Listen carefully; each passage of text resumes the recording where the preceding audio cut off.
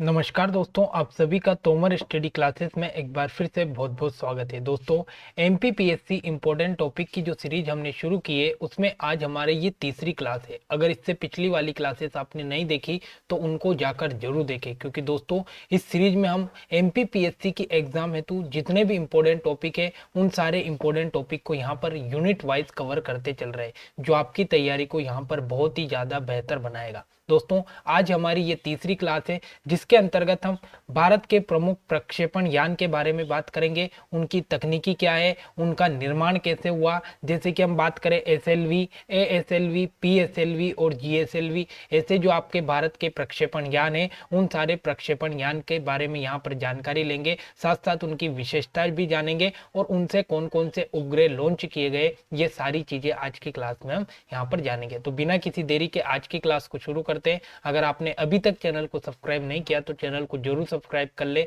हमारे चैनल पर आपको एमपीपीएससी से रिलेटेड सारी क्लासें डेली मिलती रहेगी। तो बिना किसी देरी के सबसे पहले हम बात करते हैं प्रमुख प्रक्षेपण यान और उनकी तकनीकी। सबसे पहले तो हम ये बात करते हैं कि हमें इस क्लास में कौन कौन से प्रक्षेपण यान यहाँ पर पढ़ने हैं। ठीक है, तो इस क्लास में हम सबसे पहले एसएलवी के बारे में जानेंगे कि एसएलवी क्या है, फिर उसके बाद में एएसएलवी के बारे में जानेंगे, उसके बाद में पीएसएलवी, फिर आता है आपका जीएसएलवी और फिर आता है आपका आरएसएलवी। ठीक है, तो ये प्रमुख प्रक्षेपण यान है जिनके बारे में आज की क्लास में हम चर्चा करने वाले। दोस्तों, क्लास आपके लिए बहुत ही इंपॉर्टेंट होने वाली है, क्योंकि यहाँ से लगातार अब एग्जाम में क्वेश्चन पूछे जा रहे हैं। ठीक है, एमपीपीएससी में ये टॉपिक नया जोड़ा गया है, इसलिए ये टॉपिक आपके लिए बहुत ही ज्यादा इंपॉर्टेंट हो जाता है, क्योंकि यहाँ से क्वेश्चन बनने की संभावना ज्यादा है।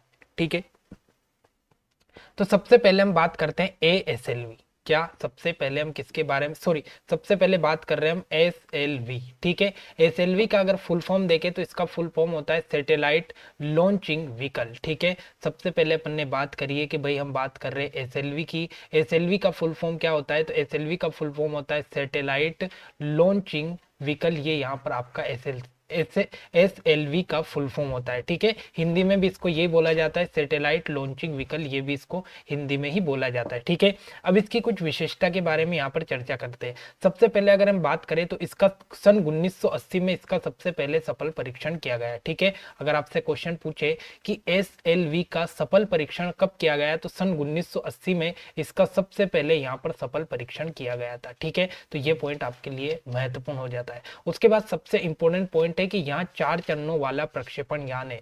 सीधा सीधा क्वेश्चन आपसे एग्जाम में पूछेगा कि एसएलवी में कितने चरण होते हैं, तो आपका आंसर रहेगा कि भाई आपका एसएलवी है इसमें तो यहाँ पर 4 चरण होते हैं। कितने चरण होते हैं, 4 चरण यहाँ पर इसमें होते हैं। ठीक है, अब सबसे बात आती है कि इसमें कौन सा ईंधन भरा होता है, तो याद रखना इसमें ठोस ईंधन भरा हुआ था। मोस्ट इंपोर्टेंट कि एसएलवी में आपके 4 चरण होते हैं और इन चारों चरण में कौन सा ईंधन भरा होता है, तो चारों चरण में ठोस ईंधन भरा हुआ था।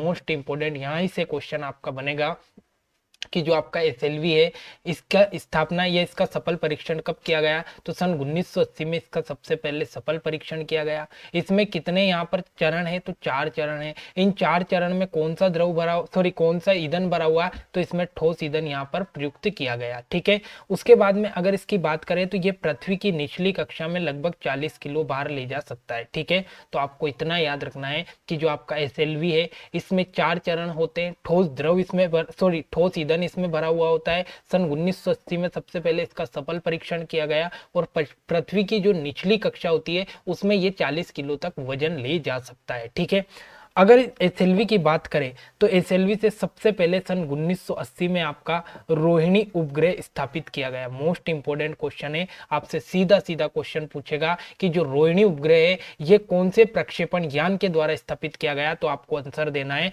कि रोहिणी तो एसएलवी के द्वारा प्रक्षेपित किया गया है। एसएलवी के द्वारा कब किया गया, तो सन 1980 में किया गया। सन 1980 में किया गया। ठीक है, एसएलवी में कितने चरण होते हैं, तो एसएलवी में 4 चरण होते हैं। कौन सा इसमें ईंधन भरा होता है, तो इसमें ठोस ईंधन भरा होता है। ठीक है, और 1980 में इसका पहला परीक्षण रोहिणी उपग्रह के साथ साथ किया गया था। तो आई होप कि आपको एसएलवी बहुत ही अच्छे से बेहतरीन तरीके से समझ में आ गया होगा। ठीक है, तो एसएलवी आपका यहाँ पर कंप्लीट होता है। आगे बढ़ते हैं, अगला आता है आपका एएसएलवी। एएसएलवी यहाँ पर आपका अगला आता है। ठीक है, अगर इसकी फुल फॉर्म देखें कि भाई एएसएलवी ASLV की फुल फॉर्म क्या है? तो इसकी फुल फॉर्म है एग्यूमेटेड सैटेलाइट लॉन्चिंग व्हीकल। ठीक है, हिंदी में भी यही नाम है और इंग्लिश में भी यही नाम है। आपको ज़्यादा से शॉर्ट फॉर्म पे ध्यान देना है और फिर उसके बाद में फुल फॉर्म भी याद रखना है। ठीक है, तो इसका फुल फॉर्म क्या है? एग्यूमेटेड सैटेलाइट लॉन्चिंग व्हीकल या ASLV। ठीक है, ASLV। अभी अपन ने SLV देखा था, उसके बाद में अपन ने देखा कौन सा? ASLV। ठीक है, अगर इसकी बात करें तो यहाँ जो आपका ASLV है ये SLV का ही संवर्धित रूप है। ठीक है, सबसे पहले अपन ने SLV देखा था। अब जो आपका SLV था उसमें थोड़ा सा कुछ परिवर्तन किया और उसमें परिवर्तन करके कौन सा बना दिया? आपका ASLV बना दिया गया। ठीक है, यानी इसमें थोड़ा सा यहाँ पर परिवर्तन किया, इसमें कुछ अपडेट किए और इसके अपडेट के बाद में आपका जो SLV है, SLV से कौन सा बना गया? आपका ASLV बन गया। ठीक है, तो ये आपको याद रखना है। इसमें कितने चरण होते हैं? तो याद रखना इसमें 5 चरण होते हैं। मोस्ट इंपोर्टेंट है, इसमें कितने चरण होते हैं? तो भाई बता देना कि जो आपका ASLV है इसमें 5 चरण होते हैं। इसमें कौन सा ईंधन प्रयुक्त किया गया? तो इसमें भी ठोस ईंधन आपका प्रयुक्त किया गया, ये भी आपके लिए मोस्ट इंपोर्टेंट है। ठीक है, और ये भी आपकी जो पृथ्वी की निचली कक्षा है उसमें लगभग 150 किलो वजन ले जा सकता है। ठीक है, 150 किलो वजन ले जा सकता है। और सबसे इंपॉर्टेंट पॉइंट ये है कि अगर जो आपका ये SLV के द्वारा कोई भी आपका प्रक्षेपण या उपग्रह स्थापित करने के पहले अगर ये मार्ग से भटक जाता है तो इसको वहीं पर समाप्त कर दिया जाता है। मोस्ट इंपॉर्टेंट पॉइंट है, ये आपको याद रखना है कि वो कौन सा आपका प्रक्षेपण यान है जो अगर मार्ग से भटक जाता है तो उसको वहीं पर समाप्त करने की तकनीकी है, तो वो है आपका ASLV। ठीक है, ASLV। इसके बारे में आपको क्या क्या याद रखना है? तो सबसे पहला पॉइंट तो कि इसमें कितने चरण हैं? इसमें 5 चरण है। कौन सा ईंधन भरा होता है? तो इसमें ठोस ईंधन भरा होता है। ठीक है, कितना किलो वजन ले जा सकता है? 150 किलो वजन पृथ्वी की निचली कक्षा में ले जा सकता है। और इसमें ऐसी तकनीकी है कि अगर ये मार्ग से भटक जाता है तो इसको वहीं पर समाप्त कर दिया जाता है। ये आपको ASLV के बारे में याद रखना है। मोस्ट इंपोर्टेंट पॉइंट है, सारे पॉइंट आपके लिए एग्जाम की दृष्टि से मोस्ट इंपोर्टेंट पॉइंट है। ठीक है, तो आई होप कि ये आपका क्लियर हो गया। अब चलते हैं अपन, ये आपको यहाँ पर दिखाई दे रहा है ASLV आपको यहाँ पर दिखाई दे रहा है। ठीक है, अब आगे चलते, अगला आता है आपका PSLV। मोस्ट इंपोर्टेंट आपका कौन सा? PSLV। ठीक है, अगर इसका फुल फॉर्म देखें तो इसका फुल फॉर्म है polar satellite launching vehicle. Most important है आपका PSLV के बारे में याद रखना। इसकी फुल फॉर्म क्या है? Polar satellite launching vehicle. ठीक है, इसकी कुछ विशेषताएं जो आपको मोस्ट इंपोर्टेंट याद रखनी है। इसका सबसे पहले परीक्षण कब किया गया? तो 1993 में सबसे पहले इसका परीक्षण यहाँ पर किया गया। कब? 1993 में सबसे पहले इसका यहाँ पर सफल परीक्षण किया गया। अगर आपसे पूछे कि भाई इसमें कितने चरण होते हैं तो इसमें बता देना कि इसमें तो 4 चरण होते हैं। ठीक है, अब 4 चरण अगर इसमें होते हैं तो कौन से चरण में कौन सा ईंधन यहाँ पर भरा होता है? तो आपको बताना है कि इसके 4 चरण में से अगर हम देखें तो जो पहला और उसके बाद में कौन सा आपका तीसरा चरण होता है, इसमें कौन सा ईंधन भरा होता है? तो इसमें तो ठोस ईंधन भरा होता है। पहला और तीसरा चरण में ठोस ईंधन भरा होता है।